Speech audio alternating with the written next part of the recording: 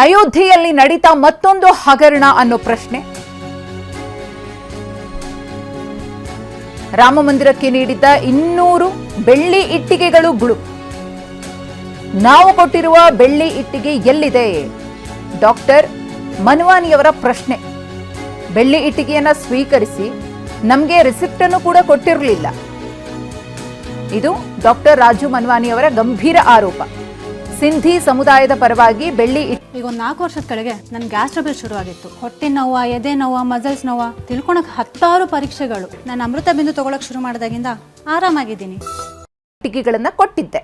ತಲಾ 1 ಕೆಜಿಯ ಒಟ್ಟು 200 ಬೆಳ್ಳಿ ಇಟ್ಟಿಗೆಗಳನ್ನ ಕೊಟ್ಟಿದ್ವು.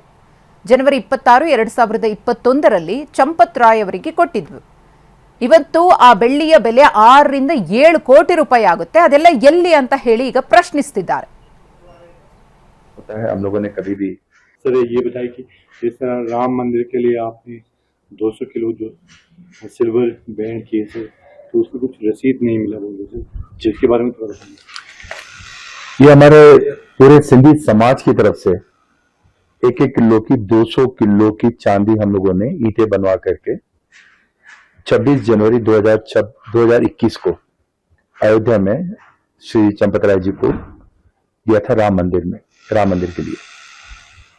उस वक्त हमें रसीद नहीं मिली क्योंकि उन्होंने कहा हम पहले चेक करेंगे और कहाँ लगाएंगे, क्या करेंगे तो हम आपको बताएंगे। तो दान होता है। हम लोगों ने कभी भी उस बात को इतना सीरियसली नहीं लिया कि ये दान कहीं और जाएगा कि मंदिर में जाएगा। अब जब हम लोगों ने ये टीवी के अंदर सारी न्यूज देखी और सारे वीडियो देखे तो लगा कि कहीं हमारी चांदी गलत जगह तो नहीं चली गई है।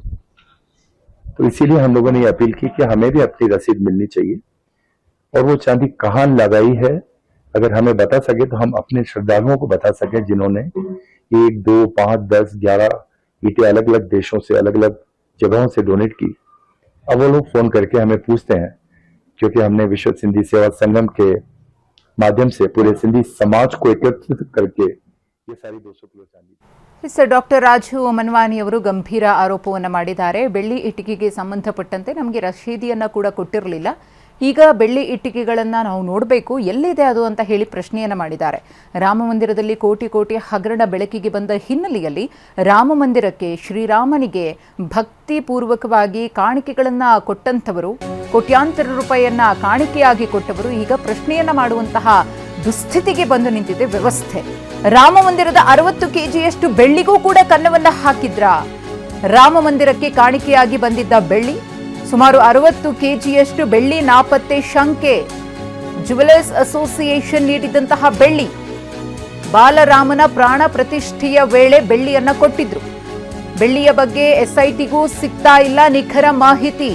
ಹಾಗಿದ್ರೆ ಎಲ್ಲಿ ಹೋಯ್ತು ರಶೀದಿ, ದಾಸ್ತಾನು ಮಾಹಿತಿ, ಬೆಳ್ಳಿ ಇಟ್ಟಿಗೆಯ ಮಾಹಿತಿ ಇಲ್ಲ.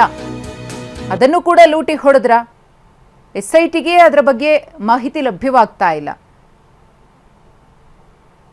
ಹಾಗಿದ್ರೆ ಎಲ್ಲಿ ಹೋಯ್ತು ಅದು ಅನ್ನೋ ಪ್ರಶ್ನೆ. ಈ ಕುರಿತು ಮತ್ತಷ್ಟು ಮಾಹಿತಿಯನ್ನು ಕೊಡ್ತಾರೆ ನಮ್ಮ ಪ್ರತಿನಿಧಿ ಮಹೇಶ್. ಅಯೋಧ್ಯೆಯ ರಾಮ ಮಂದಿರದಲ್ಲಿನ ಈ ಅಕ್ರಮಗಳು ಒಂದೊಂದಾಗೆ ಬಯಲಾಗ್ತಾ ಇದೆ. ಇದೀಗ ಕಾಣಿಕೆಯನ್ನಾಗಿ ಕೊಟ್ಟವರು ಪ್ರಶ್ನೆ ಮಾಡುವಂತಹ ಪರಿಸ್ಥಿತಿಗೆ ಬಂದು ನಿಂತಿದೆ. ನಾವು ಕೊಟ್ಟಿದ್ದು ಎಲ್ಲಿ ಹೋಯ್ತು ಅಂತ ಹೇಳಿ. ಮಧುಶ್ರೀ, ಖಂಡಿತ ದಿನಕ್ಕೊಂದು ಪ್ರಕರಣ ಏನು ಪಡೆದುಕೊಳ್ತಾ ಇರುವಂಥದ್ದು, ಸಾಕಷ್ಟು ಅಕ್ರಮ ನಡೆದಿದೆ ಅನ್ನೋ ಆರೋಪ ಕೂಡ ಕೇಳಿಬರ್ತಾ ಇರುವಂಥದ್ದು. ಈಗ ಸುಮಾರು 200 ಏನು ಬೆಳ್ಳಿ ಇಟ್ಟಿಗೆಗಳು ನೀಡಿದಂಥ ಒಬ್ಬರು ಈಗ ಆರೋಪ ಮಾಡ್ತಾ ಇರುವಂಥದ್ದು. ಡಾಕ್ಟರ್ ರಾಜು ಮನ್ವಾನಿ ಕೂಡ ಗಂಭೀರ ಆರೋಪ ಮಾಡ್ತಾ ಇದ್ದಾರೆ. ಕಳೆದ 2021ರಲ್ಲಿ ಸುಮಾರು ಸಿಂಧ್ ಸಮುದಾಯದ ಮೂಲಕ ನಾವು ಕೊಟ್ಟಿದ್ವಿ, ಆದ್ರೂ ಕೂಡ ಈಗ ಅಕ್ರಮ ಆಗಿದೆ ಅನ್ನೋ ಆರೋಪ ಕೂಡ ಕೇಳಿಬರ್ತಾ ಇದೆ. ಮತ್ತೆ ಇದಕ್ಕೆ ಯಾವುದೇ ರೀತಿ ರಸೀದಿ ಕೂಡ ನೀಡಿಲ್ಲ.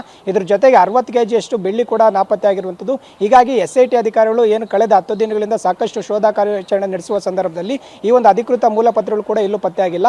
ಈ ವೇಳೆ ಏನು 200 ಕೋಟಿವರೆಗೂ ಕೂಡ ಒಂದು ಅಕ್ರಮ ಆಗಿದೆ ಅನ್ನೋ ಜೊತೆಗೆ ಈಗ 200 ಬೆಳ್ಳಿ ಇಟ್ಟಿಗೆಗಳು, ಇದ್ರ ಜೊತೆಗೆ 60 ಕೆಜಿಯಷ್ಟು ಬೆಳ್ಳಿ ನಾಪತ್ತೆ ಆಗಿರೋ ಪ್ರಕರಣ ಸಾಕಷ್ಟು ಏನು ಒಂದು ತಿರುವು ಪಡೆದುಕೊಂಡಿರುವಂಥದ್ದು ಮತ್ತೆ ಅಕ್ರಮ ಆಗಿದೆ ಅನ್ನೋದಕ್ಕೂ ಮೇಲ್ನೋಟಕ್ಕೆ ಸಾಕಷ್ಟು ಸಾಬೀತಾಗ್ತದೆ. ಇದ್ರ ಜೊತೆಗೆ 5-6 ವರ್ಷಗಳಿಂದ ಈ ರೀತಿ ಮಾಡ್ತಾ ಇರುವಂಥ ಅಕ್ರಮ ಇನ್ನೆಷ್ಟು ಅನ್ನೋದು ಕೂಡ ಈಗ ಕೊಟ್ಟಿರುವಂಥ ದಾನಿಗಳು ಕೂಡ ನೇರವಾಗಿ ಬಂದು ಈಗ ಮಾಧ್ಯಮ ಹೇಳಿಕೆಗಳನ್ನ ಕೂಡ ನೀಡ್ತಾ ಇರುವಂಥದ್ದು. ಈ ಎಲ್ಲ ಒಂದು ಕಡೆ ನೋಡಿದ್ರೆ ರಾಮ ಮಂದಿರ ಏನು ದೇಣಿಗೆ ವಿಚಾರದಲ್ಲಿ ಸಾಕಷ್ಟು ಅಕ್ರಮ ನಡೆದಿರುವಂಥದ್ದು ಬೆಳಕಿಗೆ ಬಂದಿರುವಂಥದ್ದು ಸಾಕಷ್ಟು ವಿಪರ್ಯಾಸ ಅಂತ ಹೇಳ್ಬೋದು. ಮಧುಶ್ರೀ, ಧನ್ಯವಾದ ಮಹೇಶ್, ತಮ್ಮ ಮಾಹಿತಿಗಾಗಿ.